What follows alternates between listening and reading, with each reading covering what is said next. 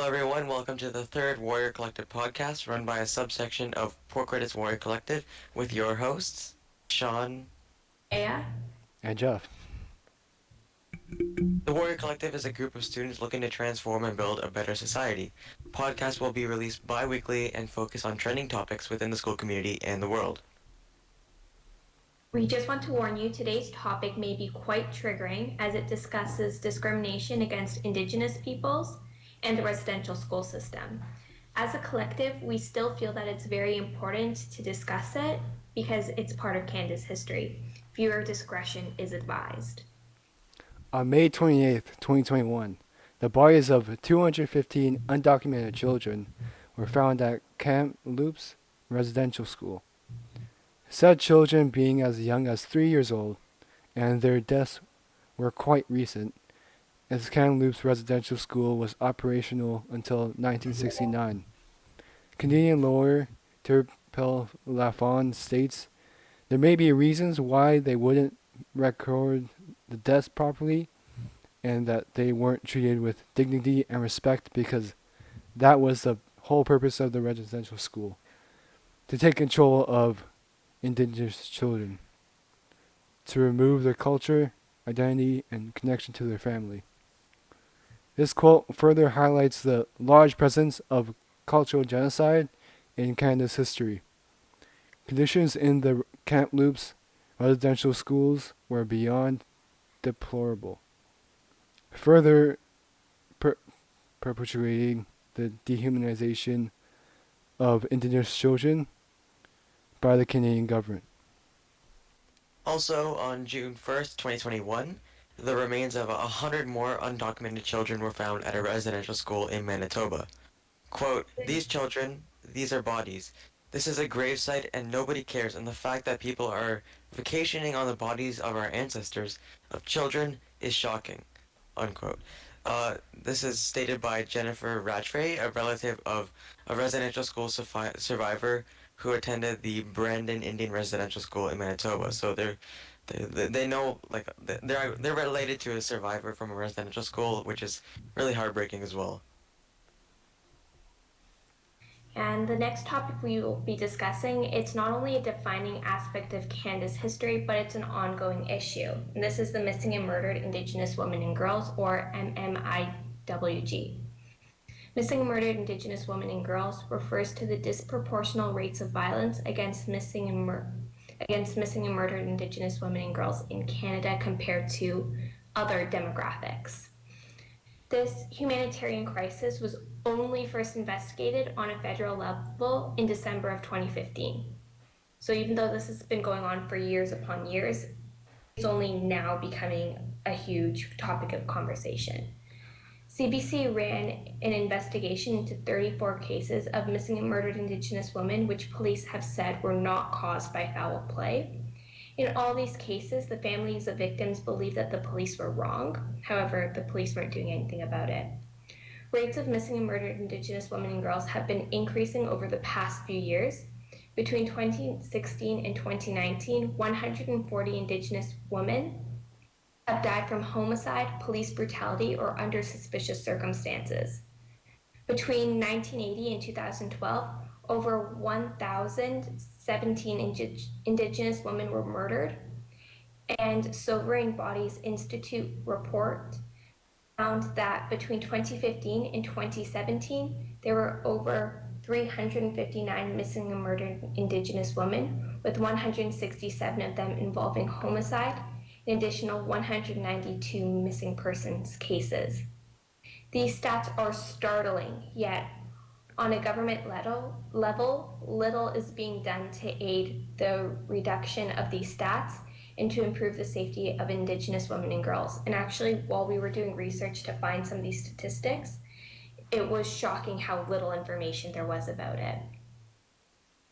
That's crazy, like we live in a country like Canada, and while it is a great country, like any other country, there are a lot of flaws, and this is a major one that, is not talked about a lot, which I feel like is wrong. And a lot of all of it actually is from government and like, and it's also from news reporting, because um, you know, pandemic's been here for what, 14 months now, and they're still talking about that on the news. Meanwhile, there may be like this news is probably even more important now because it's, very sensitive and it's very important to talk about it. Yeah, Canada definitely needs to do better in spreading more information and awareness on these topics.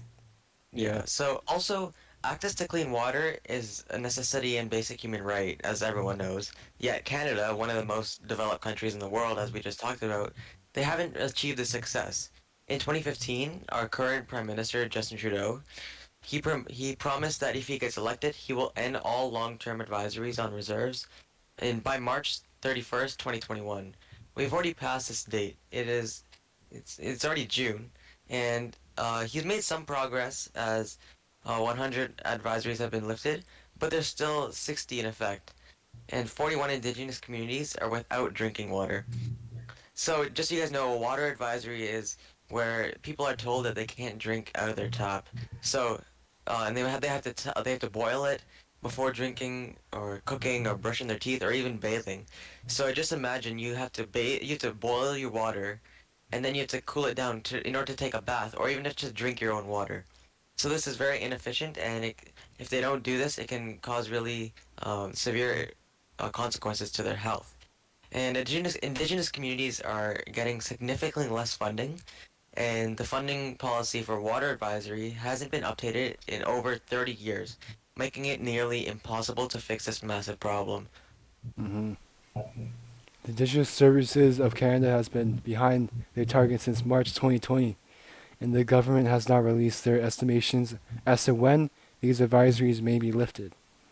What's even more concerning is many Indigenous communities with boil water advisories are not included in the statistic, as they do not have long-term advisories, deeming it inaccurate to the actual situations affecting peoples.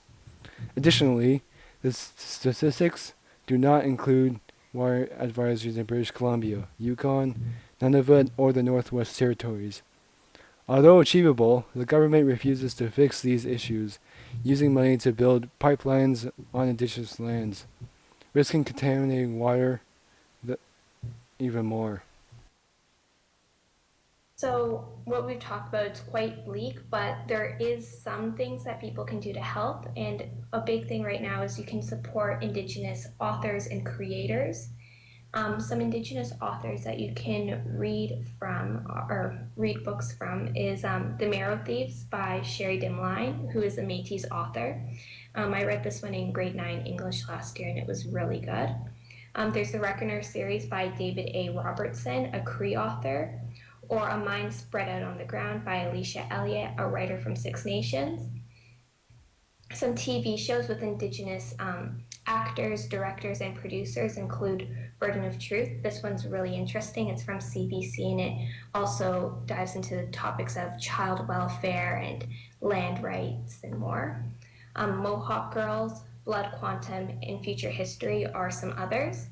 For a longer list of books and films supporting and advocating for Indigenous peoples, check out our post suggestions on the Warrior Collective Instagram page. Our deepest condolences go out to anyone affected by these issues, and you guys should remember to use your voice and hold elected officials accountable for their promises, and if they never stop for fighting for real change. I hope you guys all have an amazing summer. It's been a great school year. Congratulations on completing this odd school year. But until next time, next September, thank you for listening to the Warrior Collective podcast, and we hope you have a fabulous summer. And thank you for all the hosts and people on the Warrior Collective as well that help contribute to this podcast. Thank you, Jaya, Jeff. Thanks, And Sean. thank you too, Sean.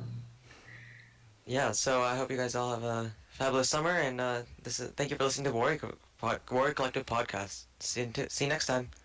See you.